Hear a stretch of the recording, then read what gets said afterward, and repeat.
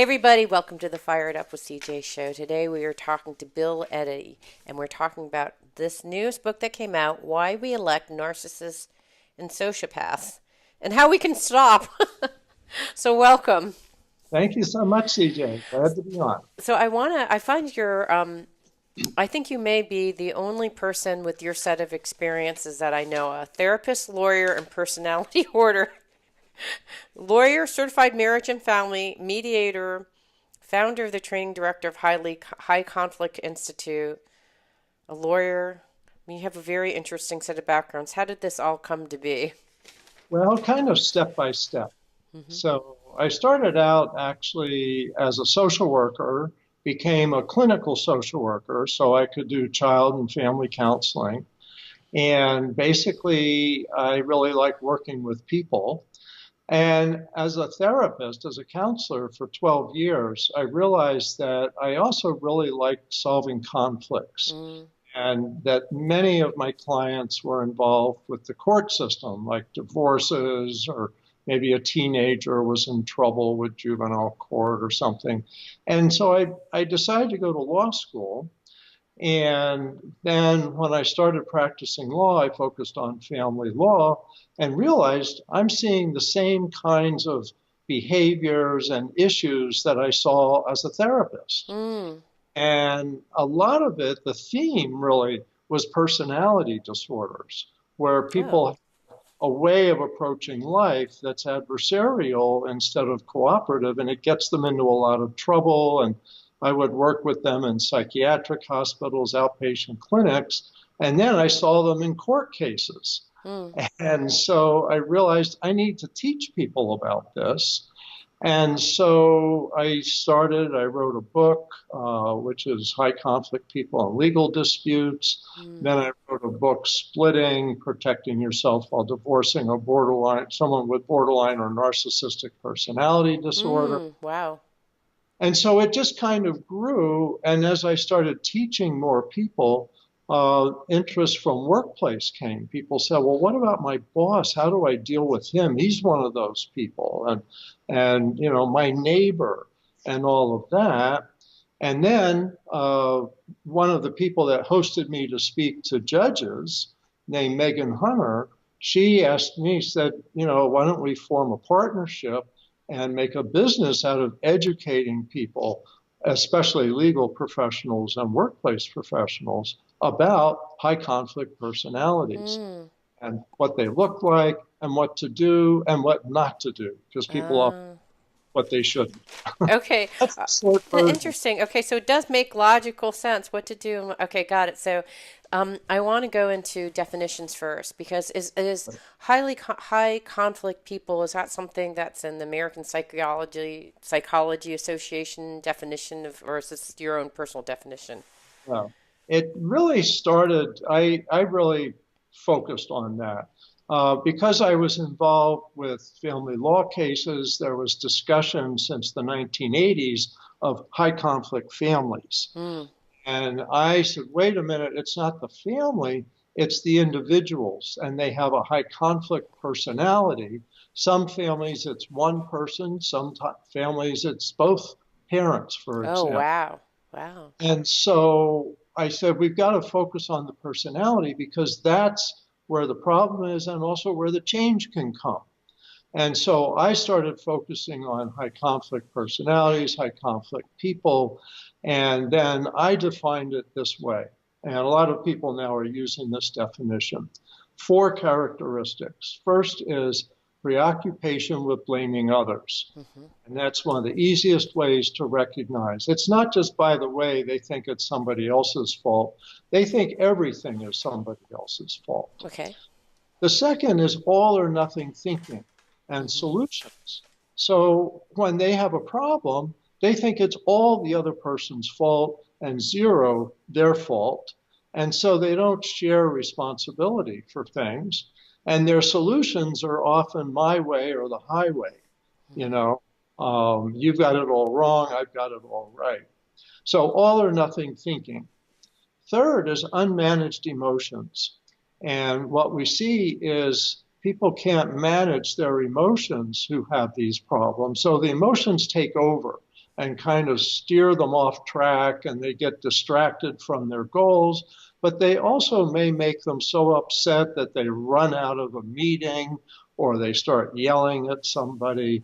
So unmanaged emotions is common, although not all of them have unmanaged. Some are very tightly controlled emotions, but the emotions still drive their life. And the last is extreme behavior, that a person does things that 90% of people would never do, extreme things. So I see things like domestic violence, or somebody punch a hole in the wall. Oh, wow. Okay. Or spread a rumor on the internet, a really vicious rumor, like a friend, and now the friend didn't want to spend the weekend with them. They felt betrayed, and they attacked the friend publicly. And so you get rumors. You get employees who feel like, hey, I can steal from this company because they didn't give me the promotion I wanted. All of those types of things, extreme behaviors. Now, they always have an excuse. Well, I was tired, or look at what the other person did. But if you ignore the excuse and just focus on the behavior, you'll see that 90% of people would never do that. So some of what they do is like that. Okay. So those 4 characteristics: blaming others, all or nothing thinking, unmanaged emotions, extreme behaviors, I think really define what we're talking about. Okay, and then there are things that you would find in psychotherapy. So there's narcissist, sociopath, borderline. How are those different, and is it important to know the differences among those 3 things? And are those all 3? Those are the ones I know of, but I don't know. Yeah. Your definition. Well, there's 5 personality disorders. Okay. 5 out of the 10 personality disorders in the Diagnostic Manual overlap with high conflict personality. So it's kind of, like this, like they're kind of overlapping each other. Some people with high conflict personalities don't have personality disorders, but they tend to have some traits. And some people with personality disorders aren't high conflict people because they don't focus on blaming others. The definition of a personality disorder is basically three things. They have interpersonal dysfunction, they don't reflect on themselves, and they don't change. So someone with a personality disorder has a narrower range of behavior, and they repeat and repeat and repeat that, and run into lots of trouble in relationships, especially relationships, because of that. But the special thing about high conflict people is this blame, and they have what I call targets of blame. And when you see a lot of targets of blame, that's a high conflict person. But if you see they're stuck, they don't reflect, they don't change, that's a personality disorder. So, okay, got it. So it's that combination that I write about in a lot of my books and wrote about in this new book. There's people with traits of narcissistic and antisocial personality. And what is a formal definition of a narcissist sociopath? Sure. So let's start with narcissists. First of all, there's 10 personality disorders that mental health professionals identify. Okay. Only 5 of them tend towards being high conflict personalities. Okay. Yeah. Of those, narcissist is the leading one. Okay. And research suggests that there's about 6% of the adult population has narcissistic personality disorder. And so the key aspects of defining that really are, and I'm not going to give you the diagnostic criteria because I don't want to teach people to diagnose them as a mental health disorder. Right. But I'll tell you 4 key characteristics that help lead some of them into being difficult and high conflict disputes. One is they have a need to be superior to the people around them. And so they do everything they can to put themselves up and put the other people down. And so that's a big problem. Like if you get into a relationship with a narcissist, they seduce you with charm, but then once you're seduced and made a commitment, now you're their punching bag. And you down in front of their friends to show how superior they are to stupid you. that's not a position that people signed up for. Right. Well, and they were completely duped because they thought like they were completely charmed. Right, right. And it's a switcheroo. I co-authored another book with my business partner, Megan Hunter, called Dating Radar. And one of the things we say in Dating Radar is wait at least a year before you commit, like getting married or having a child or buying a house, because they can charm for sometimes almost up to a year before the switcheroo Ah, comes. like they can't maintain it beyond a year. Yeah, yeah. Fascinating. For example, I've dealt with many cases as a divorce lawyer where the first 6 months were wonderful, and then the person became physically abusive. Wow. And then that just continued, or verbally abusive. And so, this really is something that people don't realize and need to be aware of. Okay, so there are two other characteristics of a narcissist. Yeah. So need to be superior, seduced by charm, and then you become your punching bag. Well, yeah, not necessarily physically, although sometimes. Yes, yeah. But another is fantasies of unlimited power Okay. and success. And Okay. so they get attracted to business and they get attracted to politics because the ones that want this unlimited success, unlimited power, and by unlimited, they don't want anybody else setting limits on what they're doing. They want to be the best, the top, the one that people most look up to, Okay. the one that people worship, that give all their power to. Okay. That's a dangerous part of narcissists. Right. Not all narcissists want to go into business or politics, but the ones that do want to be, on the top, and they want to walk on the people they've been with to get to the top, and that's a characteristic of them. Okay. Another characteristic is lack of empathy, is they don't really feel for other people, even though as charmers, they really make you think, oh, they care about me, they're giving me, flowers, they're being so wonderful, and all these things. But in fact, it's an act to get people to be around them, to look up to them. And if you don't them, then they get upset. The last one I wanted to mention, and I mentioned this in the book, is grandiose ideas. And narcissists of all the personalities have the biggest, most grandiose ideas. And because of that, they can attract large groups of people, either as business investors or as voters. Wow.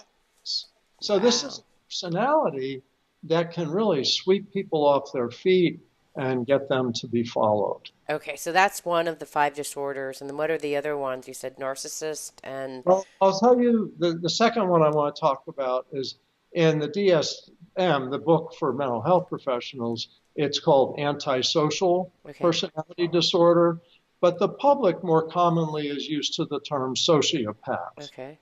And so these are equivalent terms.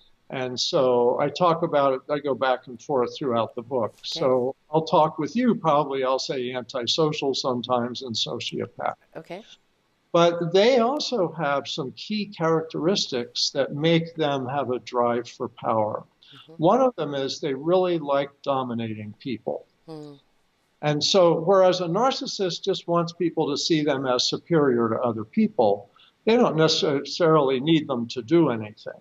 Right. But a sociopath wants people to be like, down on their knees begging for mercy. Okay. Like the idea of, I'm going to rule these people. Right. And so sometimes they can also be physically abusive, certainly verbally abusive, openly hurt people, and get pleasure out of it. So this is a characteristic.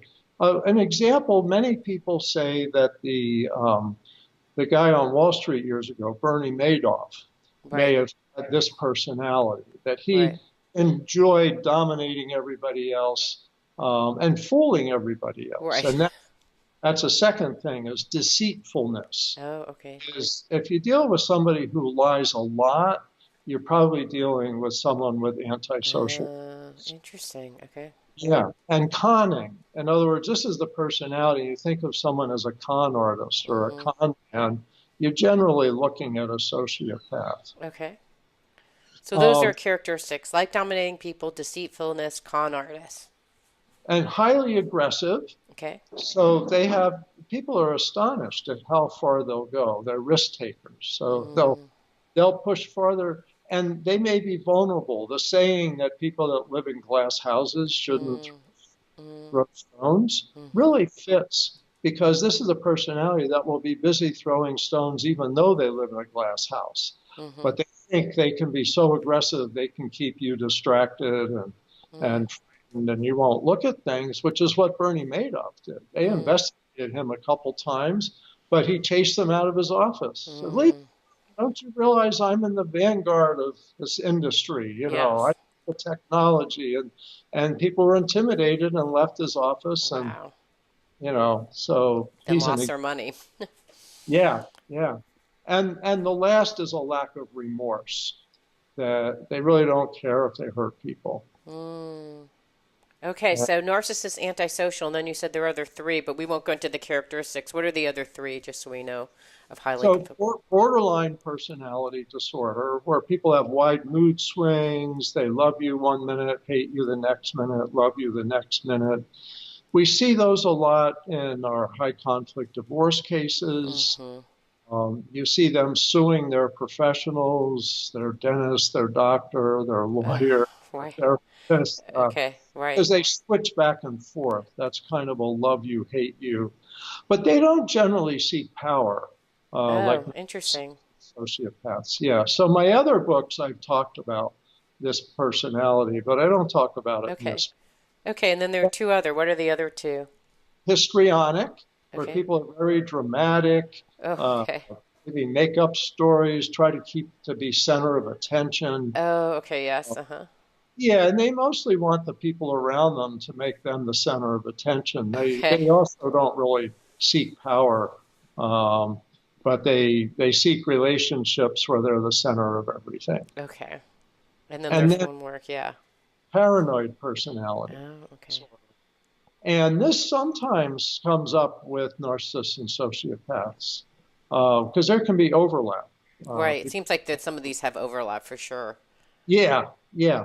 And so paranoid personalities generally aren't driving to be in power. That's not a reason that would drive them to be political. Ah, okay. So the ones narcissist and antisocial, they're seeking power. So that's what Those differentiates them two, from the other three. yeah, those Okay. two really seem to be the most power oriented. And not all narcissists are sociopaths. Some sociopaths are happy robbing banks or doing internet, schemes and Right. stuff like that. But the ones that want power, those are the ones that probably should be kept away from it. Okay. Now let's go to the main topic of your book about why we elect. So people, let's talk about politics and why it's. So I get it. So politicians are seeking power. They're seeking control, power. They want to be superior. Um, or a lot of politicians. I mean, do they fall under this narcissist, antisocial characteristics? I actually would say the majority of politicians don't. Mhm. That the majority of politicians want to get in the middle of politics. Mhm. They like, talking to people, going to fundraisers. They like the struggle. They like, making decisions, creating images and such. So you can see a sprinkling of that in how I described like narcissists or sociopaths, but not at all like a disorder. Okay. Um, and not even really maladaptive. There's some people like that are really outgoing, really like um, that kind of role.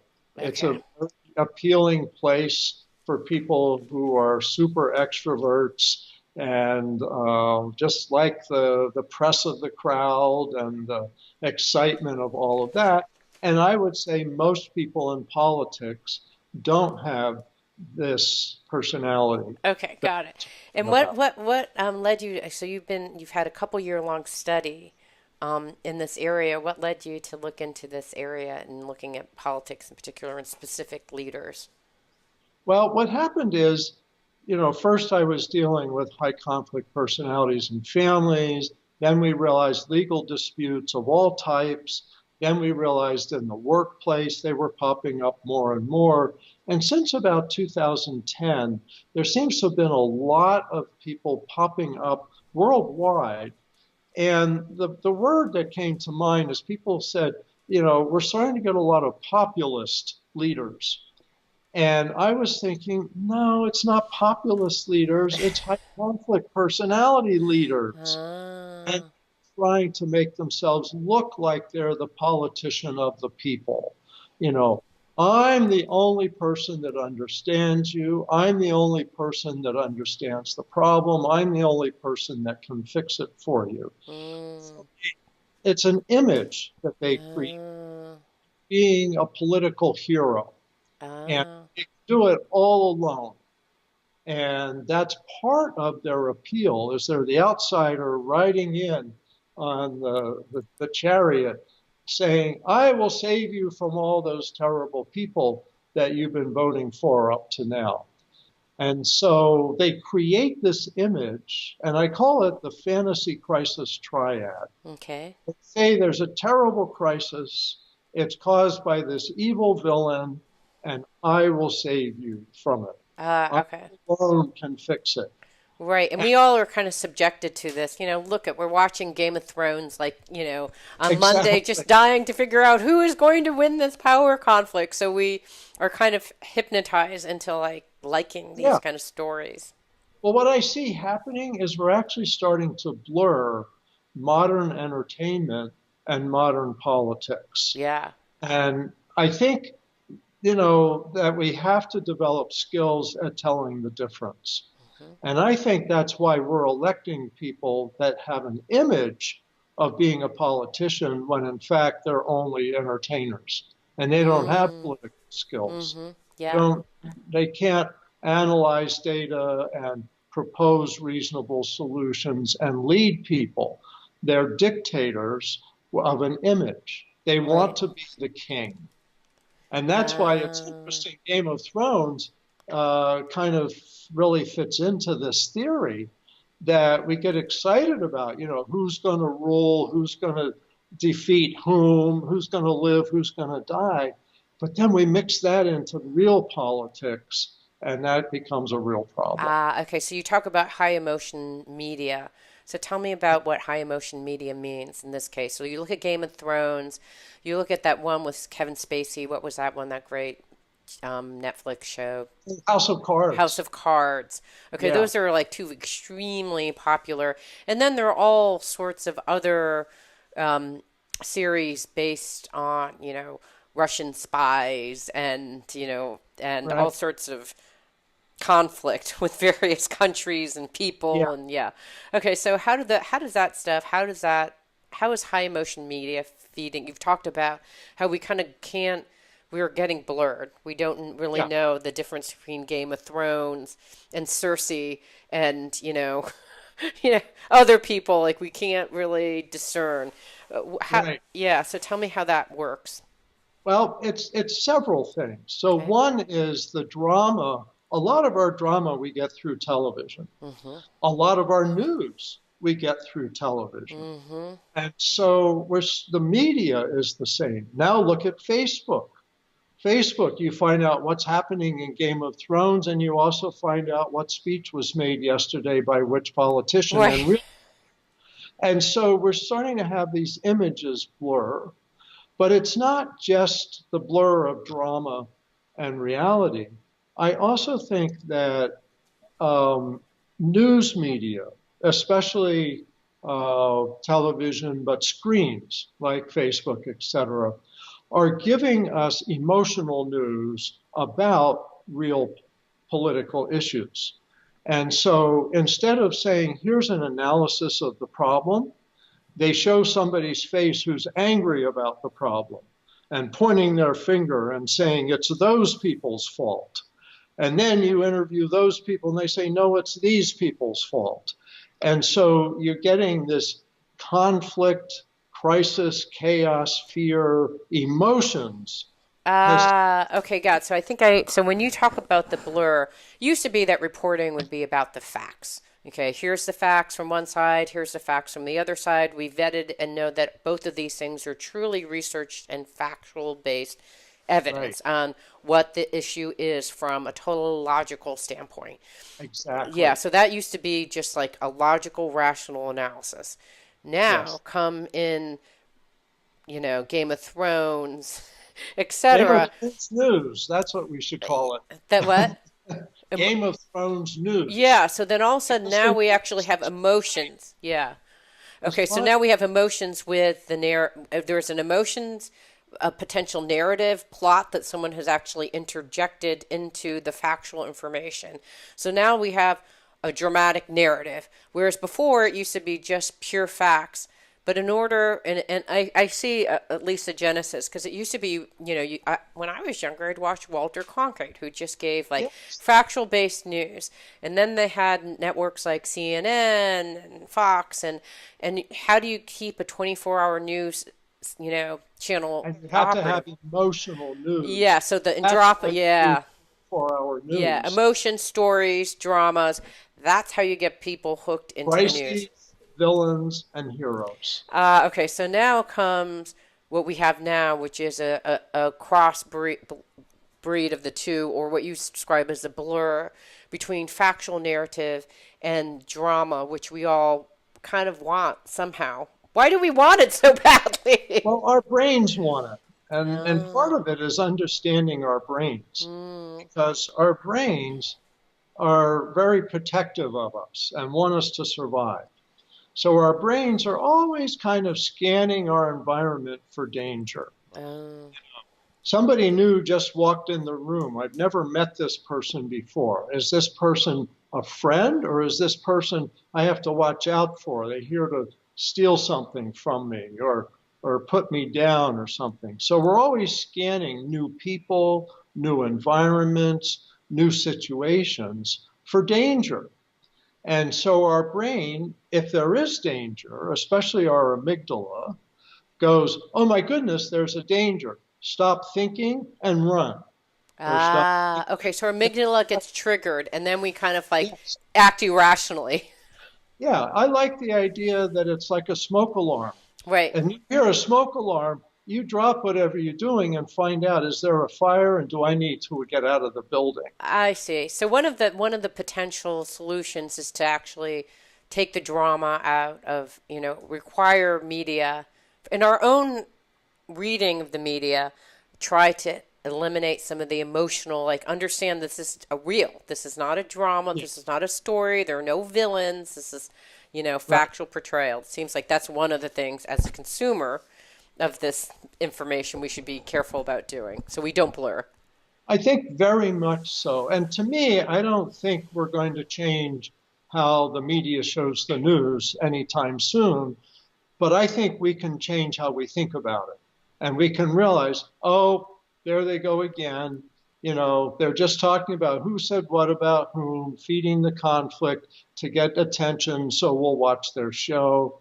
And so that's not where I'm going to get my informational news. Well, what's so And what's so fascinating is I don't know, I'm sure you made this connection in the book, but then the news becomes like the narcissist and antisocial. Like it ends up becoming, exactly, you're it ends right. up Because being that like, grabs the brain. yeah, because they were like, I would like to actually seduce all these people, so I'll have this charming narrative and a fantasy, and this is how I get people watching and looking at the news. Because if I create this juicy narrative and conflict, people Yes, like it. All of a sudden, they don't have to watch Game of Thrones; they can just turn on the news and watch that and get the same thing.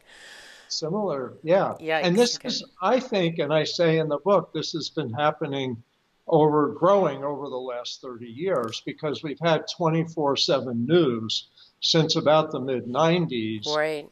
cable TV and cable news really taking over because they need something to make you keep watching. Oh, okay. So, high conflict emotional warfare. What's that? Well, high conflict people at any level, neighbors, family members, co-workers at any level are always in conflict with people around them. And so it's kind of like they're at war. They don't trust people.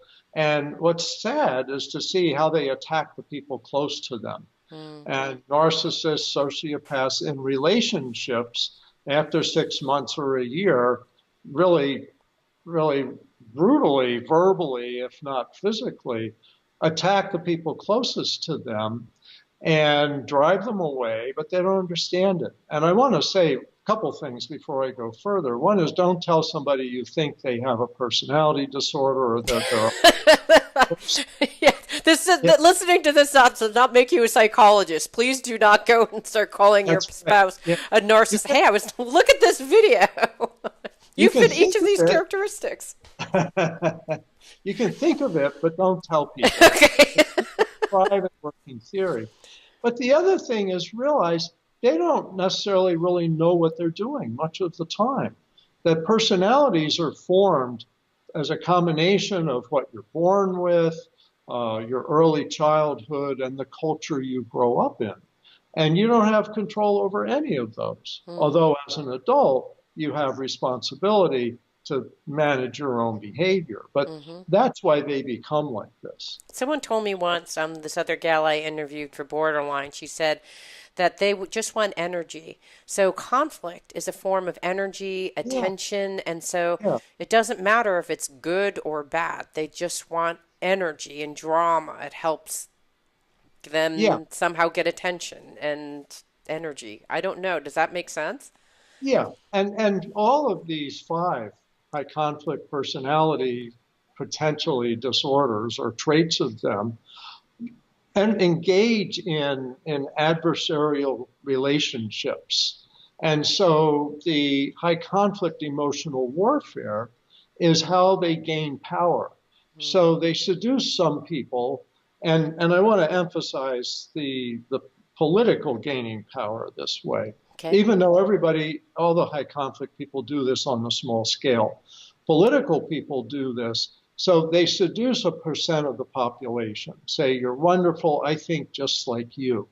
And this is part of, I think, the calculation of high conflict politicians, is they're not loyal to party or platform. And many of them have switched parties in their career. They're looking for where I can get power. And how can I do it? What's popular now? And I'm going to say that's how I think. Right. And so many of these actually calculate who their target of blame is going to be and who their, what I call negative advocates, are going to be. They're loving loyalists. And then they seduce them by constant emotional attention. Okay, got it. So if you actually look at the recent campaign, it's this Hillary special interest groups, the rich Wall Street people, even, they're the people who are the problem.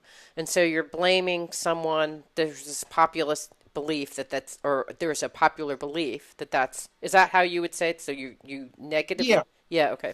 And all politicians will say, some people are the problem and some people are the solution. But the high conflict politicians really do it in a much more concentrated way. And they often will pick on a vulnerable population. Yeah, the Mexicans and the wall. That's the problem.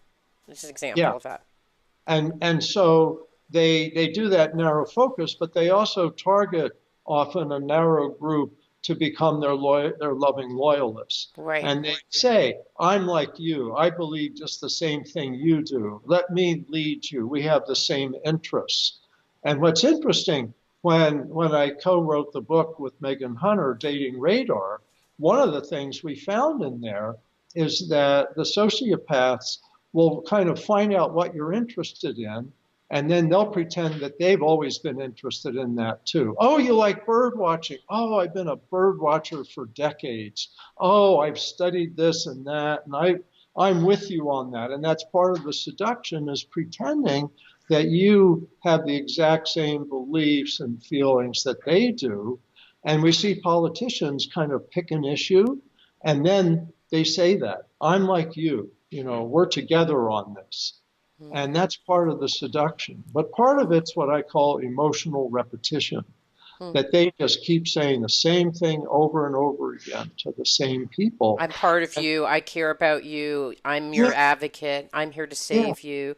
And so after a while, the people believe that that's true. But then there's evidence that proves that it's not. That there's these tariffs in China are hurting all sorts of farmers and people that were supposed to yeah. be protected. So then what does the It's because it's an emotional relationship. It's not a logical relationship. ah And I think the best analogy to me, and I've dealt with people like this, just imagine that you have a sister who falls for a con artist. right. And you say, sis, this guy's a jerk. He's ripped off these people. This group hates him, whatever. You got to watch out for this guy. And she says, no, he loves me. I know it's real. And so they tune out all the negativities, but he loves me. He showers attention on me. He buys me flowers. He takes me wonderful places. Right. So they're feeding the emotional need that person has. I Yes. see. So if And I'm like mad and I want revenge because I'm mad, I don't have a job, I was a co-worker, I had a job, it's taken away. Now I can blame someone. I know someone is saving me. I have an emotional connection with anyone yes. who's going to help me do that. And his enemies are my enemies. And people Uh, I didn't even know were my enemies. Now I know they're enemies. right. I And didn't know until he told me. Now I know. Those are my now enemies. I know. And especially he keeps telling me this over and over again. It's But I don't want to imply that people that are seduced by a high conflict politician to become loving loyalists are the only people that are seduced. okay. I write in the book about 4 different voter groups Okay. and they become split emotionally. Okay. So there's the riled up resistors. When some people see this happening, they go, that's outrageous. This person is a danger. This person is awful. We Right. have to fight this person. And how could people believe him? How could people follow him? Right. And so we're going to fight him and we're going to fight really hard. And we feel emotional and we feel Uh, that's, and what you're going to get out of this is the fight, flight, freeze, or follow. oh. That's these 4 groups. They have this emotional response to So a they're high. the loyalists, wild up resistors, and who are the other ones? Then there's the mild moderates. And they're saying, like, why is everybody getting so upset? We don't like that. You don't have to be angry. Calm down. It's just politics. We Right. can handle this. And the reality is, it could be the left or the right. These high conflict politicians are far left, far right. And then sometimes, we'll switch back and forth because Okay. that's where because they have all or nothing thinking, they tend towards the extremes. Okay. But the moderates, which may include a lot of independents, are actually the people that decide elections. Oh. And so everyone's pressuring them to get upset and Oh. love the high conflict politician or hate the high conflict politician. And so they kind of try to tune that out. And they just vote the party, they vote the politics. Well, he says this and this. My party's always said that, so I'll vote for him. Okay, so Even there's the loyalists, the riled up resistors, the mild moderates, and then what's the fourth group? 4th group is the disenchanted dropouts, Okay. and they don't vote. Okay. And guess which group is the largest? The last one. Yep. Ah, I see. So for the next election, it's really working on the independents and the disenchanted Drop. dropouts. Yes. And so here's what's interesting is in all the cases I researched, the trend was that high conflict politicians never really had more than about 40% of the people supporting them. Mm. And it may have been a little higher, but it wasn't 50%. And so the reason that they could gain power is because they actively divided the other groups. Ah. So they would tell the resistors, those moderates don't care. You're the ones who care. And they tell the moderates, those resistors are so angry and hateful people. They're so extreme. They're way out of the mainstream. Mm. And then they would tell people, you know, nobody agrees with you, so you might as well just not vote. You Yeah, it know, sounds like the Democrats right now.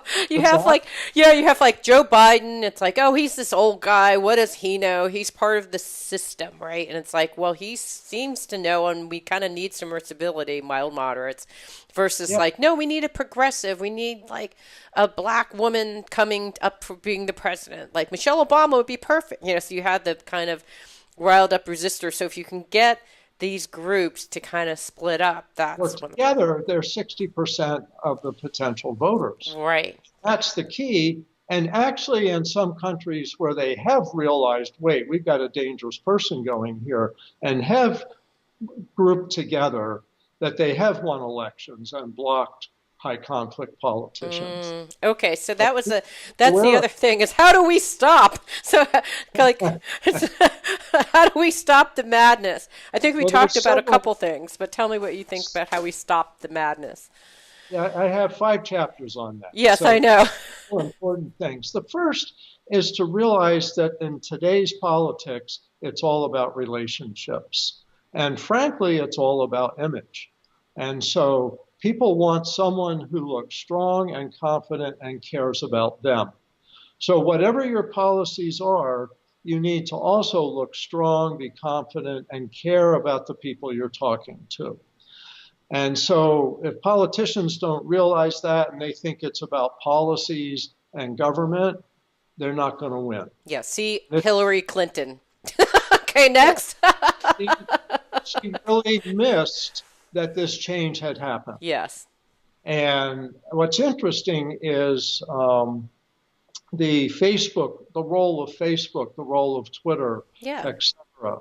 It's like, do Really, you want to go have a beer with a person? I do not want go get a beer with Hillary Clinton. yeah. And so people want someone that they could have a beer with. Yeah. So part of it is realizing from the start your relationship is important. You need to talk respectfully to people. You need to show you have some empathy for them. You need to pay attention to them. It's what I call ear statements: empathy, attention, and respect. And we teach those with our High Conflict Institute to people in the workplace, families, legal professionals, all the time. You need to connect with people. So it really fits with what we've learned for dealing with a high conflict person, is connect with everybody.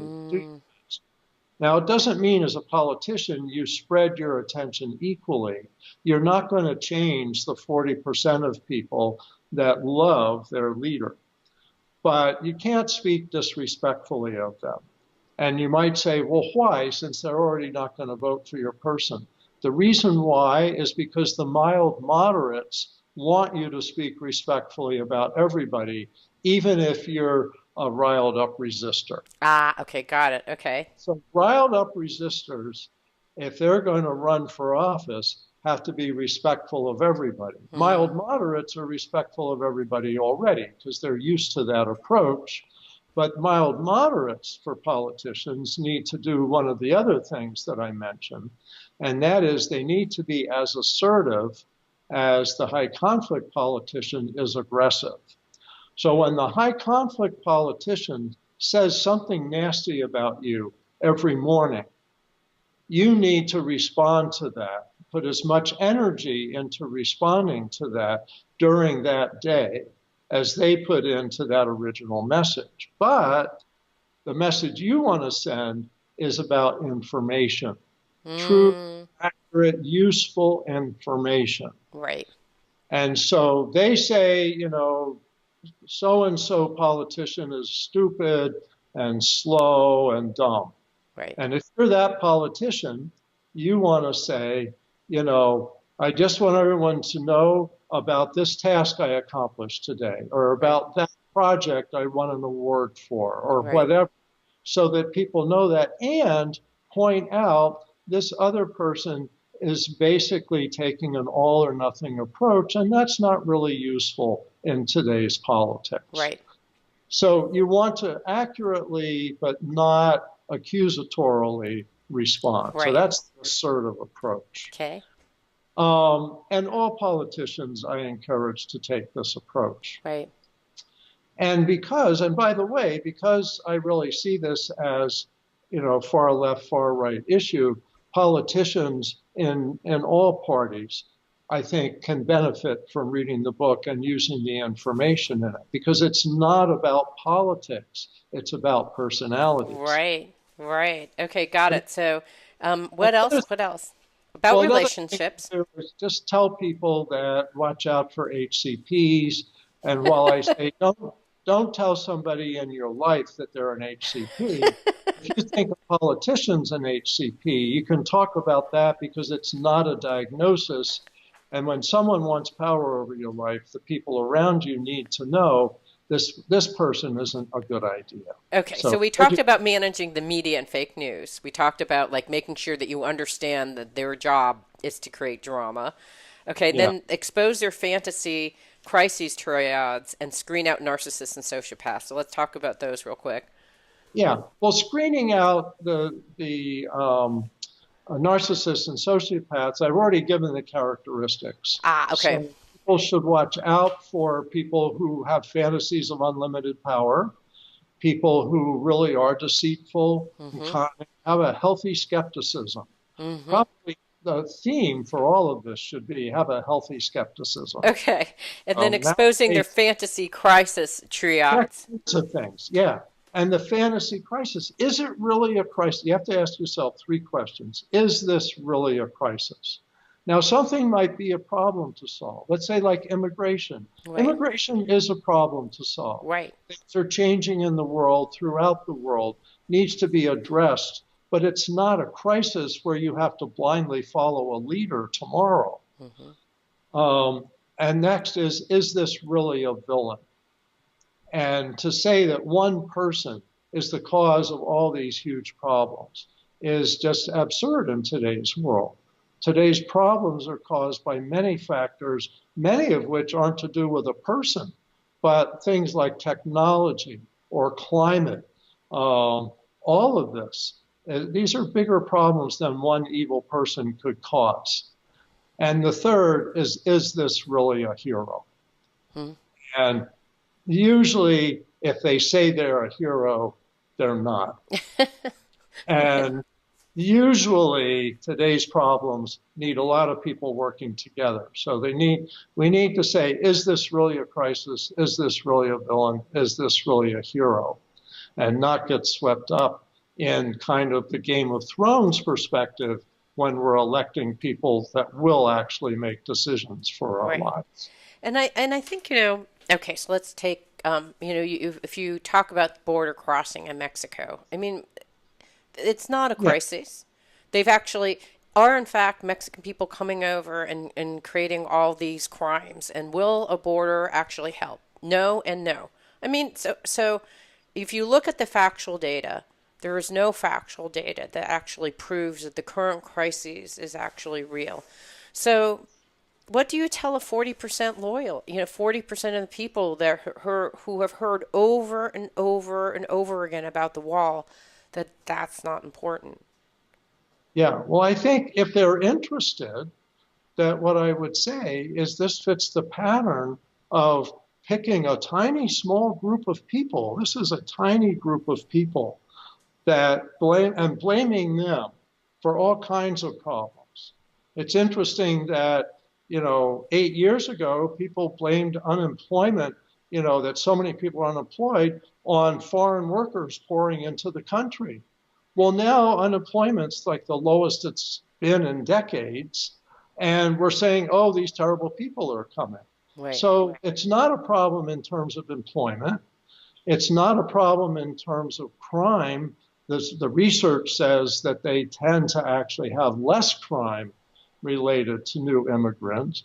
When you think about it, these are some of the poorest people, some of the most vulnerable people, some of the most frightened people in the world. And to say that they're powerful and going to take us over is really a gross exaggeration. Yeah, but you're but here's the thing I don't get. You're telling me that this is, and I want to actually wrap up, but then can you stay a couple minutes afterwards? Because this is time for the radio show, but we have been talking to Bill Eddy in his book, Why We Elect Narcissists and Sociopaths and How We Can Stop. So fascinating. Thank you. Okay, I want to continue for the YouTube because so I understand this idea of, you just provided a factual evidence to me, even though I am emotionally connected. So how do you get me emotionally disengaged when, in fact, I'm like, I'm in fear, and I know that the Mexicans are the problem. Like, how do you get me disengaged from that? My goal is to get people to think. My goal is not to get them to vote for or against somebody. It's to get people to think. Okay. And so if they say, well, you're telling me that I'm a fool, I'm saying, no, I'm not telling you you're a fool. I'm telling you haven't been given useful information. Right. And I think that's where the problem is. They're not getting useful information. So you could also say like 40%, just like don't even bother trying to convince them. They're emotionally connected, and there's never. So is it really just focusing on the riled up resistors and is that really the only one to focus on? Well, I think the mild moderates, riled up resistors, and disenchanted dropouts are three groups that really do all need to get active and to work together to stop a high conflict politician, because I think they're going to keep popping up. They can pop up anywhere in the world. They can pop up in a work group, in a workplace, in business, mayors, governors, etc. Because this personality seems to be somewhat increasing in society, and they're learning from our drama what catches people's amygdala.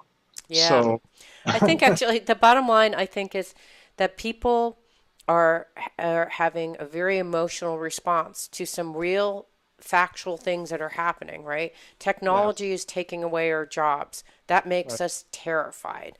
The world is changing. We're anxious, we're more likely to absorb other people's emotions, and an emotional leader can more easily take over when people are anxious. Yeah, so there are more unknowns than known at this point. Who knows what's going to happen about the environment? Who knows what's going to happen with our jobs and technology? Who knows what's going to happen in world affairs with all these crazy people running around with nuclear bombs? So I think that the fear and anxiety is off the charts. And so here comes some charismatic person who loves feeding on emotion. So it's basically, I think, understanding that that's at the root of it. This has been highly illuminating.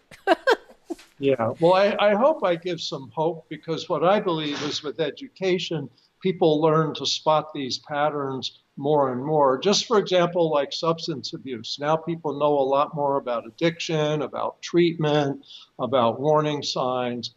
That's what I want to see happen. Yeah, with fantastic. It means so much to me that you're listening to the show. I would love your support in any way by giving me comments below, or to subscribe to the show, or share the show with friends. Thank you again for your support. Love and blessings.